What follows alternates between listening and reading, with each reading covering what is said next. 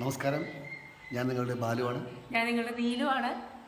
ഞാൻ പല പ്രാവശ്യം പറഞ്ഞിട്ടുണ്ട്, ഞാൻ ഒരു കാര്യം സംസാരിക്കും. മലയാളി മിനിസ്ക്രീൻ പ്രേക്ഷകരുടെ പ്രിയപ്പെട്ട പരമ്പരയാണ് ഉപ്പുമുളകും. 10 വർഷത്തിലേക്ക് കടന്നെങ്കിലും ഇന്നും പ്രിയപ്പെട്ട പ്രേക്ഷകർക്ക് ഉപ്പുമുളകിനോട് അടുപ്പമുണ്ട്. അടുത്തിടെ വീണ്ടും തുടങ്ങിയ പരമ്പര പ്രേക്ഷകരെ പിടിച്ചുപറ്റി മുന്നേറുകയാണ്. എന്നാൽ 3ാം സീസണിലേക്ക് എത്തുമ്പോൾ ഒട്ടേറെ സീരിയലിൽ മാറ്റങ്ങൾ ഉണ്ടായിട്ടുണ്ട്. നിലവിൽ മുൻ കഥാപാത്രങ്ങളായ ബിജു സോപാനത്തിന്റെ ബാലുവും നിഷ സാരംഗിന്റെ നീലുവും വല്ലപ്പോഴും വന്നു കഴിയുന്ന നിലയിലാണ്. അടുത്തു കഴിഞ്ഞ കുറെ എപ്പിസോഡുകളിലാകട്ടെ ഇവരുടെ അഭാവം സോഷ്യൽ മീഡിയകളിൽ വലിയ ചർച്ചാ വിഷയമാവുകയും ചെയ്തു. എന്നാൽ ഉപ്പുമുളകിലെ മെയിൻ കഥാപാത്രങ്ങളെ അകറ്റി നിർത്തുകയാണോ എന്നാണ് ഈയിടെ വന്ന സോഷ്യൽ മീഡിയയിൽ ചർച്ച. ഇപ്പോഴിതാ ഉപ്പുമുളകും കഥാപാത്രം ചെയ്യുന്ന കനകം എന്ന ക്യാരക്ടർ രോഹിണി രാഹുൽ ഈ അടുത്തിടെ വന്ന ഒരു ഇന്റർവ്യൂവിൽ പറയുന്നുണ്ട്, ബാലുവും നീലുവും ഉടൻ തന്നെ ഉപ്പുമുളകിലേക്ക് തിരിച്ചു വരുമോ എന്ന് ചോദിച്ചപ്പോൾ അവർ ഉടൻ തന്നെ തിരിച്ചു വരും, കൂടുതൽ അതിനെക്കുറിച്ച് പറയാൻ ഞാൻ